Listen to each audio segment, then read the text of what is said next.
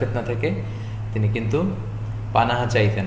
রাসূল সাল্লাল্লাহু আলাইহি ওয়াসাল্লাম আমাদেরকে গাইড করে গিয়েছেন যে কেউ যদি সূরাতু আল কাহফের প্রথম 10 আয়াত মুখস্থ করে সে উসিমা মিন ফিতনাতিদ দাজ্জাল, দাজ্জালের ফিতনা থেকে বেঁচে যাবে। সুবহানাল্লাহি ওয়া বিহামদিহি। এজন্য আমাদের যাতে সুযোগ হয় আমরা যেন সূরাতুল কাহফের প্রথম 10 আয়াত মুখস্থ করে ফেলি। কেন দাজ্জালের ফিতনা থেকে মুক্তি পাবে বলে রাসূল সাল্লাল্লাহু আলাইহি ওয়াসাল্লাম বললেন? এর কারণ হচ্ছে দাজ্জালের যে ফিতনা, এই ফিতনাগুলোর সলিউশন বেসিকলি আল্লাহ তাআলা সূরাতুল কাহফের ভেতরে বর্ণনা করেছে। দাজ্জাল এই পৃথিবীতে এসে 4 ভাবে আমাদেরকে ফিতনায় ফেলতে চাইবে। 4 ধরনের ফিতনায় সে ফেলবে। এক নম্বর হচ্ছে দ্য ট্রায়াল অফ ফেইথ, বিশ্বাসের পরীক্ষা, ইমানের পরীক্ষায় সে আমাদেরকে ফেলে দিবে। তারপর ট্রায়াল অফ ওয়েলথ, সম্পদের পরীক্ষায়।